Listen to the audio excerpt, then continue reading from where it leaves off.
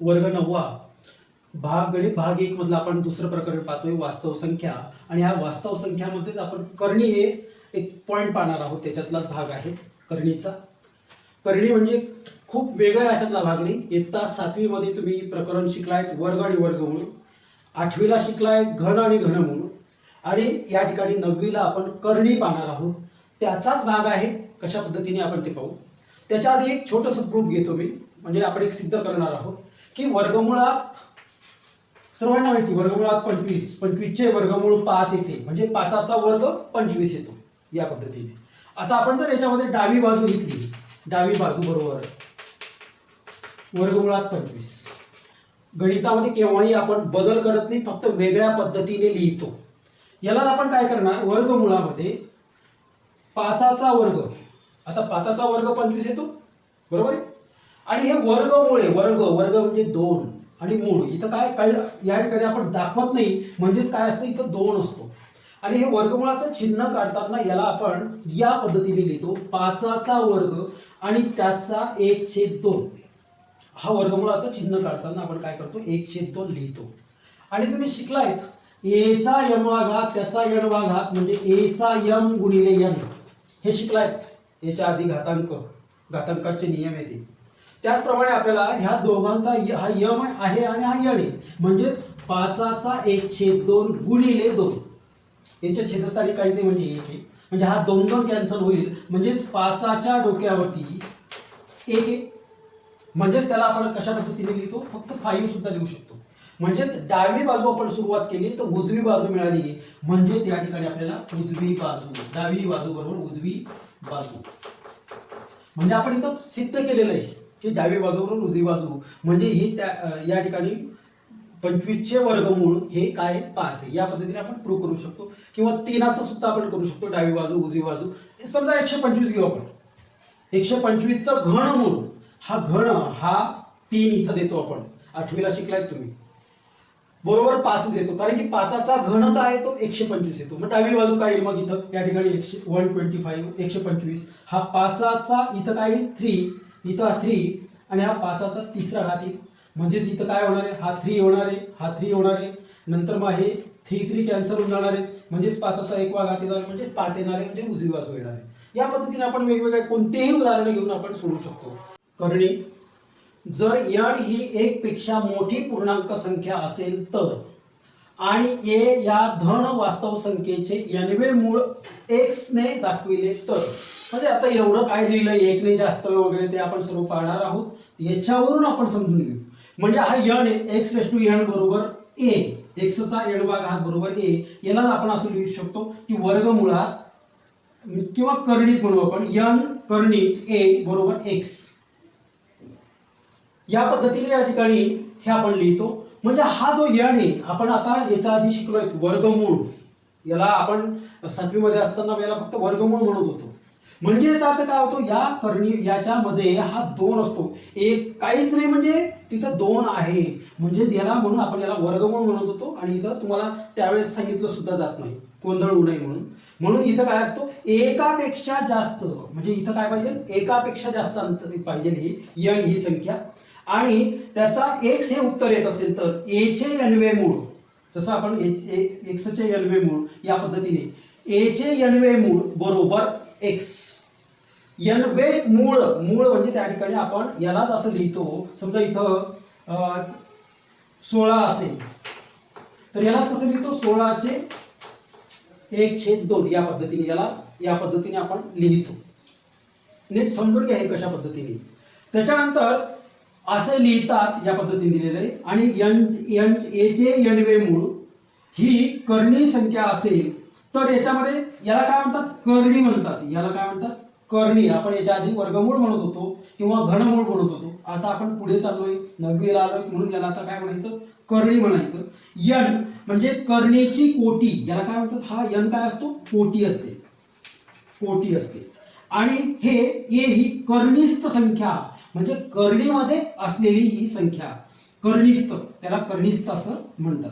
आता उदाहरणार्थ आपण हे जर उदाहरण पाहिलं तर इथं काय येणार आहे, ही काय करणीची कोटी, ही करणी. आणि याला 16ला काय म्हणणार आपण? कर्णिस्थ संख्या. कर्णिस्थ संख्या या पद्धतीने. परंतु ही कर्णी नाही. लक्षात आलं का मी काय म्हणतोय ते? ही कर्णी नाही, कारण की या ठिकाणी ही कर्णिस्थ संख्या ही अपरिमेय संख्या पाहिजे. अपरिमेय संख्या पाहिजे. म्हणजे अपरिमेय संख्या शिकलोत आपण. वर्गमुळात 2, वर्गमुळात 3, वर्गमुळात 5, वर्गमुळात 11, 10, म्हणजे ज्या संख्येचे नैसर्गिक संख्येचा वर्ग हा जो येत नाही तो. आता हा 4चा वर्ग आहे, त्याच्यामुळे ही कर्णिस्थ नाही. कर्णिस्थ नाही म्हणजे काय? तिची अपरिमेय संख्या येत नाही. आपण याला जर सोडवलं तर याला आपल्याला काय मिळणार आहे? उत्तर काय मिळणार आहे? आपण उदाहरण सोडवणार आहोत ते. इथं उत्तर कसं मिळणार आहे आपल्याला? या ठिकाणी 16चा किंवा यालाच आपण असं लिहितो 16चा 1/2. आणि या 16लाच आपण काय लिहिणार? 4चा वर्ग आणि त्याचा 1/2. 1/2. आणि याचा जर गुणाकार केला तर आपण 4चा 2 गुणिले 1/2 म्हणजे 2 2 कॅन्सल होतील. म्हणजे याचं उत्तर काय आलं? या आपल्याला कर्णी दिसते ही, परंतु ती जर सोडवली तर आपल्याला ती कर्णी नाही, ती परिमेय संख्या येते. ओके, त्याचं उत्तर आलं 4. म्हणून ही कर्णी नाही. कर्णी नाही. ते सुद्धा आपण एक्झरसाइज मध्ये सराव संचामध्ये 2.3 मध्ये पाहणार आहोत, तुमच्या लक्षात येईल. त्याच्यानंतर आपण पाहतोय सजातीय पद. 2 कर्णी सजातीय असण्यासाठी त्यांची कोटी समान असावी लागते. त्याची कोटी कशी पाहिजे? सारखी पाहिजे. आणि त्या ठिकाणी त्याची कर्णिस्थ संख्या ही समान पाहिजे. जर कर्णिस्थ संख्या ही समान असेल तरच आपण ते म्हणू शकतो. सजातीय पद कशा पद्धतीने येतं? समजा या ठिकाणी 3 असेल, इथं काहीतरी 5 असतील आणि इथं वर्गमुळामध्ये 125 असेल आणि हा 30 असेल. 125 5 625. 625. हे दोघं आपल्याला सारखे दिसत आहेत का? नाही. ही कर्णी आहे, ही कर्णी आहे. या ठिकाणी हे दोघंही सजातीय पद नाहीत. इथं काय म्हटलंय? सजातीय पद म्हणजे काय? कर्णी सजातीय असण्यासाठी त्यांची कोटी समान पाहिजे. कोटी समान आहे, परंतु त्याची कर्णिस्थ संख्या समान आहे का? नाही. या ठिकाणी आपल्याला याला त्या पद्धतीने आपल्याला त्याला कन्वर्ट करावं लागेल. म्हणजे हा 3रा घात. म्हणजे इथं 125 गुणिले 5 लिहिता येईल आपल्याला. 125 गुणिले 5 लिहिता येईल. म्हणजेच 125 गुणिले 5 म्हणजेच काय येणार आहे? 625 येतो. बदल का मी तुम्हाला सांगितलंय, उदाहरण सोडवत असताना आपण त्याच्यामध्ये काहीही बदल करत नाही, फक्त वेगळ्या पद्धतीने लिहितो. म्हणजे या ठिकाणी तुम्ही जर पाहत असाल तर या ठिकाणी कोटी 3 आहे आणि हा 5चा 3रा घात येतो. 125 काय येतो? 5चा 3रा घात येतो आणि गुणिले 5.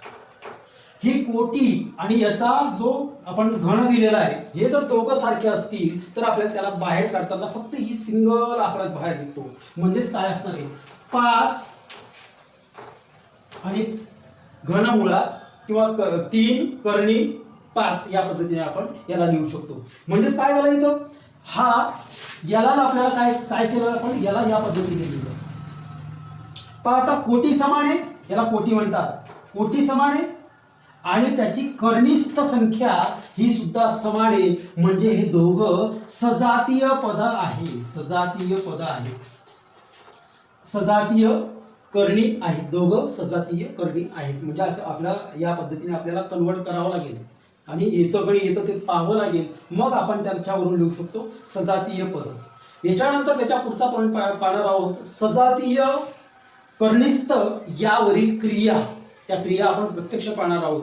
जर सजातीय असतील तरच आपण त्याची बेरीज करू शकतो, वजाबाकी करू शकतो. ते प्रत्यक्ष आपण उदाहरण पाहू. सराव संच 2.3 मधलं पहिला प्रश्न दिलेला आहे की खालील ज्या काही कर्णी दिलेल्या आहेत त्या कर्णींची कोटी ओळखा किंवा कोटी सांगा. मी एक तक्ता तयार करून घेतला. 3 उदाहरण घेतलेत फक्त.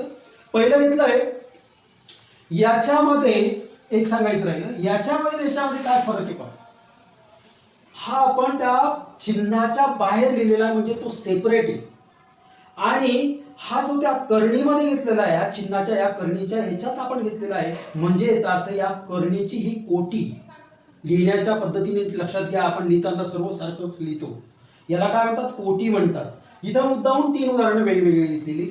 या लिहिताना हा जी कोटी ती या पद्धतीने लिहिता यायला पाहिजे. याच्यामध्येच लिहायचं जो काही आकडा असेल त्याच्या पद्धतीने ती खूण तयार करायची.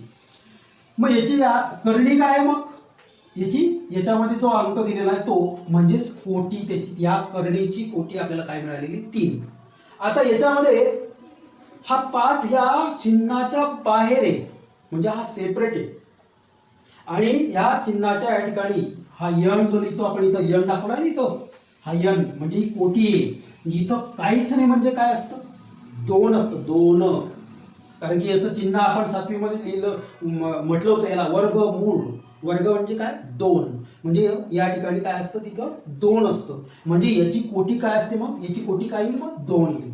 आणि आपली व्याख्याच करण्याची तशी, जर यन ही एकापेक्षा मोठी पूर्णांक संख्या असेल तर, म्हणजे यन हा यन इथं घेतलाय ना आपण, हा यन कसा आहे, हा एकापेक्षा मोठा आहे आणि पूर्णांक संख्या पाहिजे, अपूर्णांक नको.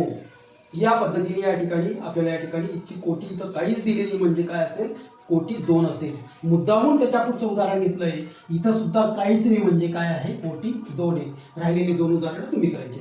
प्रश्न दुसरा पाहतोय आपण, पुढीलपैकी कोणत्या संख्या करणी आहेत ते आपल्याला पाहायचंय. पहिला एक्झाम्पल दिलेला आहे, याचं पहिलं उदाहरण दिलं दुसऱ्या प्रश्नातलं, 51चे तिसरे मूळ. याला कसं म्हणायचं, 51चे तिसरे मूळ. या पद्धतीने याला वाचन करायचं आणि हा करणी आहे किंवा नाही ते ओळखायचं आपल्याला. म्हणजे या ठिकाणी हा कुणाचं घनमूळ आहे का, किंवा एखाद्या संख्येचा तिसरा घात आहे का. हा 51 आपल्याला माहिती, 51 कोणाचा तिसरा घनमूळ नाही असं, किंवा घन नाही. या ठिकाणी या पद्धतीने आपण याची फोड जर आपण केली, 17 त्रिक 51, हे सुद्धा त्या पद्धतीच्या या सर्व मूळ संख्या आहेत. म्हणून याचं सुद्धा घनमूळ येणार नाही कोणत्या संख्येचं. त्याच्यामुळे ही संख्या करणी आहे, करणी आहे. त्याच्यानंतर त्याच्या पुढचा एक्झाम्पल मला असं वाटतं, दुसरा एक्झाम्पल त्याच्यातला आपण पाहू. 16चे चौथे मूळ. 16चे चौथे मूळ मला वाटतं हा 16 जो आहे तो 2चा चौथा घात आहे. म्हणजे 2 गुणिले 2 गुणिले 2 गुणिले 2 बेदुणे 4, 4 दुणे 8, 8 दुणे 16. म्हणजे यालाच आपण काय लिहू शकतो, 16 बरोबर 2चा चौथा घात. बरोबर आहे. म्हणजेच या ठिकाणी याला या पद्धतीने लिहिता येईल, कोटी 4 आणि हा 16लाच कसं लिहिता येईल आपल्याला, 2चा चौथा घात. आणि हा जो करणी, कोटी आणि या संख्येच्या डोक्यावरती जे काही असेल ते दोघं जर सारखे असतील तर याला करणीतून आपल्याला बाहेर काढता येतं. म्हणजेच याला कसं उत्तर येईल, त्याचं 2 येईल. पहा, ही कोटी आणि एखाद्या संख्येचं कोटी बरोबर असलेलं जर असेल तर ते दोघं सारखे असतील तर याला आपल्याला करणीतून बाहेर काढता येतं. म्हणजेच याचा अर्थ काय आहे, याचं उत्तर 2. आणि 2 ही करणी येते का, नाही, ही करणी नाही. म्हणजेच 16चे चौथे मूळ हे करणी नाही. लक्षात येतंय तुमच्या कशा पद्धतीने, याचं पूर्ण परिमेय संख्या आहे, ह्या अपरिमेय संख्या येते. ही काय अपरिमेय संख्या आहे म्हणून ही करणी आहे. ही जर आपण सोडवलेलं आहे हे उदाहरण, तर त्या ठिकाणी आपल्याला पूर्णांक संख्या मिळालेली, म्हणजे करणी नाही या पद्धतीचं. त्याच्यानंतर त्याच्यातलं अजून एखादं उदाहरण आपण पाहू. मला असं वाटतं सर्वात आता तिसरा एक्झाम्पल जर आपण पाहिला, की तिसरा दिलेला आपल्याला उदाहरण, 81चे पाचवे मूळ. आपल्याला माहिती, पाचवं मूळ म्हटलं म्हणजे याच्या युनिट म्हणजे एकक स्थानी काय असणार, असायला पाहिजे 5 असला पाहिजे. हा एक तर 2चा 5वा घात पण नाही, 3चाही 5वा घात नाही आणि 4चाही 5वा घात नाही. म्हणून या ठिकाणी ही 5वा घात जो येतोय तो हा सुद्धा करणी नाही. याला सुद्धा आपल्याला करणी आहे, ही करणी आहे. त्याच्यातलं अजून एक उदाहरण पाहू आपण, चौथा एक्झाम्पल पाहू आपण, चौथा किंवा 5वा एक्झाम्पल घेऊ आपण. 5वा एक्झाम्पल पहा, 64चे तिसरे मूळ. 64चे तिसरे मूळ याला या पद्धतीने लिहिता येईल आपल्याला. मला असं वाटतं 64ला आपण 4 गुणिले 4 गुणिले 4, 4 चौक 16, 16 चौक 64. म्हणजेच याला आपण 4चा तिसरा घात लिहितो आपण. इथं हा कोटी सेम आला, तो सुद्धा सेम आला. यालाच कसं लिहिणार आपण, 64ला 4चा तिसरा घात. आणि हे दोघं कोटी आणि याचा घातांक, करणीस्थ संख्येचा हा जो घातांक आहे तो काय सारखा आहे. म्हणजेच याला करणीच्या बाहेर लिहिताना आपल्याला काय म्हणावं लिहिता येईल 4. म्हणजेच ही काय झालेली, करणी नाही. करणी नाही. कोण नाही, ही संख्या आहे. ही जी आपल्याला दिलेली आहे ती करणी नाही. त्याच्यानंतर त्याच्यातला 6वा वर्गमुळात 22/7 ही सुद्धा करणी आहे ती. ओके, करणी आहे, कारण की ती अपरिमेय संख्या येते आणि ही परिमेय संख्या आलेली आहे. त्याच्यामुळे या ठिकाणी याला सोडवलं तर आपल्याला परिमेय संख्या मिळते, त्याच्यामुळे ही करणी नाही. याला सॉल्व्ह केलं तर करणी सॉल्व्ह होते का आपली? नाही, अपरिमेय संख्याच राहते, त्याच्यामुळे ती करणी आहे. त्याच्यानंतर त्याच्यातला आपण सजातीय आहेत किंवा नाही, सजातीय आहेत का विजातीय आहेत. आता याच्यामध्ये दोघा एक्झाम्पल आपण पाहू. त्याच्यातला पहिला एक्झाम्पल दिलेला आहे आपल्याला, तिसऱ्यातला पहिला एक्झाम्पल दिलेला आहे. असं दिलेलं आहे वर्गमुळात 52 आणि 5 वर्गमुळात 13. 5 वर्गमुळात 13. आता याचं जर आपण सोडवलं, आता ही पूर्ण मूळ संख्या येते, त्याच्यामुळे या ठिकाणी 13 कोणाच्या पाड्यात येत नाही. परंतु याच्यामध्ये जर आपण हा सोडवला 52, या 52ला असं लिहिता येईल आपल्याला 13 × 26 13 × 39 13 × 52. 13 × 4 13 × 52. त्याच्यानंतर याला असं लिहिता येईल आपल्याला, पहा 13 आणि हा कोणाचा वर्ग आहे? 2चा वर्ग आहे. इथं काय आहे? इथं काहीच नाही म्हणजे काय आहे? तिथं 2. इथं काहीच नाही म्हणजे काय? इथं 2 असतो. आणि हा याची कोटी आणि याचा घातांक दोघं सारखे आहेत, म्हणून हे करणीतून ही जी संख्या ही करणीतून बाहेर निघेल. म्हणजेच काय मिळणार आहे आपल्याला? 2 करणीमध्ये किंवा 13चे दुसरे मूळ.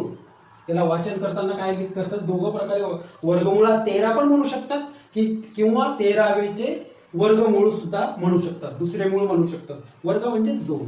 ओके, आता पहा याला कसं लिहिलं आपण? 2 वर्गमुळात 13 आणि दुसरं काय दिलेलं आहे आपल्याला? दुसरी पद काय दिलेलं आहे? 5 वर्गमुळात 13. आणि सजातीय करणीची व्याख्या काय आहे? त्याचं व्याख्या काय आहे? त्याची कोटी समान पाहिजे आणि कर्णिस्थ संख्या समान पाहिजे. याला कर्णिस्थ संख्या म्हणतात. कर्णिस्थ पाहा लागलं तर मागची व्याख्या बा, कर्णिस्थ या संख्या आहेत आणि त्याचं कोटी काय? दोघांची काहीच नाही म्हणजे काय? इथं काहीच नाही म्हणजे काय? 2 आहे, याला म्हणतात कोटी. मग कोटी समान आहे, कर्णिस्थ संख्या समान आहे, म्हणजे याचा अर्थ ही दिलेली पद जे ते काय? सजातीय आहे. सजातीय आहे. पहिलं काय? जे ते करणे दिलेले आपल्याला त्या काय? त्या सजातीय पद आहेत. त्याच्यानंतर त्याच्यातला आपण दुसरा एक्झाम्पल पाहू. दुसरा एक्झाम्पल पहा काय दिलेला आहे. आणि वर्गमुळामध्ये 5 वर्गमुळात 3. 5 वर्गमुळात 3. याला जर आपण 3ने भाग दिलं 68ला, इथं आता 3च्या रूपात आणायचं म्हणून 3ने जर भाग दिला आपण की 3 × 6 आणि 3 त्रिक 9, 3 × 6 पूर्ण भाग जात नाही, म्हणजे हा कुणाचाही वर्ग नाही. किंवा याला मल्टिप्लिकेशन मध्ये केलं तरी सुद्धा ते येणार नाही. किंवा 4च्या पाड्यात येतोय का? हा नाही. 4 × 1 = 4 आणि 4 त्रिक 3च्या रूपात यायला पाहिजे आपल्याला. त्याच्यामुळे हे वर्गमुळात 68 आणि 5 वर्गमुळात 3 याच्या कोटी समान आहेत, परंतु याची कर्णिस्थ संख्या आपल्याला कन्वर्ट करता येत नाही, त्या रूपात आणता येत नाही, म्हणून हे विजातीय पदे आहेत. विजातीय करणी आहे. त्याच्यानंतर त्याच्यातलं जर आपण तिसरा एक्झाम्पल घेतला, तिसरा काय दिलेलं आहे पहा, 4 पूर्णांक आणि वर्गमुळात 18 आणि इथं दिलेलं आहे 7 वर्गमुळात 2. 7 वर्गमुळात 2. आता याला कसं लिहिता येईल आपल्याला? 4 वर्गमुळात 18. 18लाच कसं लिहिता येईल आपल्याला? 4 वर्गमुळात 9 × 2. पहा इथं 2 आहे, इथं 2 आहे आणि हे कुणाचं वर्गमूळ आहे? 3चं वर्गमूळ आहे. म्हणजे आपल्याला या ठिकाणी बाहेर करताना किंवा असं लिहिता येईल आपल्याला 4 वर्गमुळात 3चा वर्ग × 2.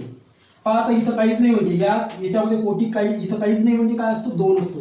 हा 2 आणि हा 2 समान आहे, म्हणजे याचा अर्थ आपल्याला हा 3 बाहेर काढता येईल. म्हणजे इथं येणार आहे पहा 3 4 × 3 आणि वर्गमुळात 2 आणि 4 × 3 यांचा दोघांचा गुणाकार होईल 12 वर्गमुळात 2. पाहता दुसरी संख्या काय दिलेली आपल्याला? 7 वर्गमुळात 2. पाहता कोटी समान आहे, दोघांची कोटी समान आहे आणि या ठिकाणी कर्णिस्थ संख्या सुद्धा समान आहे. याच्या पुढे हे किती आले ते आपल्याला माहित नाही. त्याच्याशी काही घेणं नाही. याचीच जर आपल्याला बेरीज करायला सांगितली तर म्हणजे हे काय सजातीय करणी आहे. आणि या सजातीय करणीचीच आपल्याला बेरीज करावी लागते, वजाबाकी करावी लागते. या ठिकाणी जर आपण त्यांची बेरीज केली तर कशा पद्धतीने येईल पहा. 12 वर्गमुळात 2 अधिक 7 वर्गमुळात 2. मग याच्यामध्ये आपण काय करणार, वर्गमुळात 2 हे सारखेच आपण ते बाहेर काढणार. म्हणजेच 12 अधिक 7 आणि कंसाच्या बाहेर काही मग वर्गमुळात 2. ओके, कंसाच्या बाहेर काढलाय आपण. आणि 12 आणि 7 19 वर्गमुळात 2. या पद्धतीने सजातीय करणींची आपण बेरीज किंवा वजाबाकी करू शकतो. ओके, ते आपण उदाहरण पाहणार आहोत. हे आलं म्हणून मी तुम्हाला या ठिकाणी सांगून दिलेलं आहे. त्याच्यानंतर त्याच्यातलं राहिलेले उदाहरण तुम्ही करा. खालील करणींना सोपे रूप द्या. चौथा प्रश्न पहा. सोपे रूप द्या. चौथा प्रश्न, त्याच्यातलं पहिलं उदाहरण दिलेलं आपल्याला. वर्गमुळात 27. सोपं रूप द्यायचं. याला आपल्याला कशाच्या स्वरूपात लिहिता येतंय का हे पाहता. याला 9 त्रिक 27. 9 गुणिले, आता इथं 2 आहे. इथं वास्तविक हा वर्गमुळात 3चा तिसरा घात पण लिहू शकतो. 3 त्रिक 9, 9 त्रिक 27. परंतु या ठिकाणी आपल्याला कोटी काय लिहिली, 2 आहे. म्हणजेच याला 2च्या याच्यात कसं आणता येईल त्या पद्धतीने आपल्याला याला 9ला कसं लिहिता येईल आपल्याला, 3चा वर्ग. ओके, आणि हा गुणिले 3 जसाच तसा, हा 3 जसाच तसा. आणि हा 3चा वर्ग म्हणजे हा कोटी 2 आणि ही याचा डोक्यावरती असलेली संख्या वर्ग, हे दोघं सारखेच म्हणून ही संख्या आपण बाहेर काढू शकतो. म्हणजेच 3 वर्गमुळात 3. म्हणजे याला आपण सोपं रूप दिलेलं आहे. ते करणी सजातीय आणि विजातीय पद सुद्धा आपण त्या करणीला काय केलंय, सोप्या रूपात दिलेलं आहे, सोप्या रूपामध्ये आणलेलं आहे. त्या पद्धतीने ते करणी आहे किंवा नाही, सजातीय आहेत किंवा नाही ते ओळखलेलं आहे. ओके, त्याच्यानंतर त्याच्यातलं तिसरा एक्झाम्पल पाहू आपण. त्याच्यातलं तिसरं दिलेलं आहे आपल्याला. वर्गमुळात 250. याला असं लिहिता येईल आपल्याला 25 गुणिले 10. 25 गुणिले 10. इथं काय कोटी काय 2 आहे. म्हणजे याला कसं लिहिता येईल आपल्याला, 5चा वर्ग गुणिले 10. आपल्याला 10 काही कशात 5चा दुसरा 5 गुणिले 2 आणि तो आपल्याला बाहेर काढता येणार नाही. म्हणून इथं 5चा दुसरा घात. आता इथं 2 आणि हा 2 सेम आहे. नीट लक्ष द्या, प्रत्येक वेळेस तेच सांगतोय मी. म्हणजेच आता हा करणीच्या बाहेर निघेल. म्हणजेच हा काय मिळणार आहे आपल्याला, 5 वर्गमुळात 10. याला सोपं रूप केलेलं आहे आपण करणीचं. त्याच्यानंतर त्याच्यातलं अजून एक उदाहरण पाहू आपण. 168.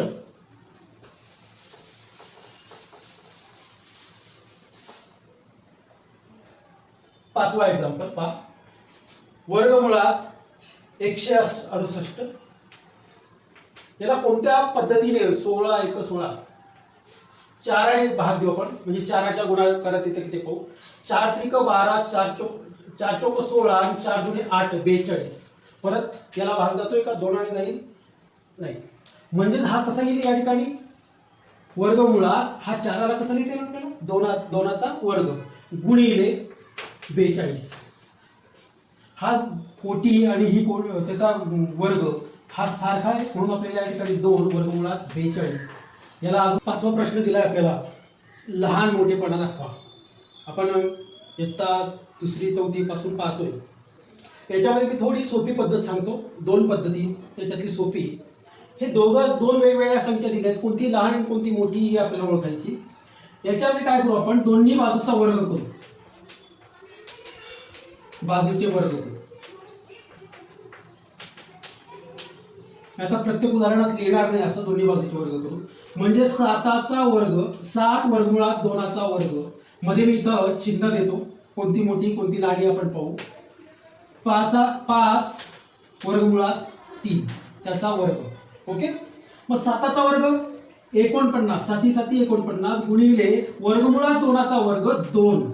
ओके, त्याच्यामध्ये परत इथं आपण चिन्ह देऊ. 5चा वर्ग 25 गुणिले वर्गमुळात 3चा 3.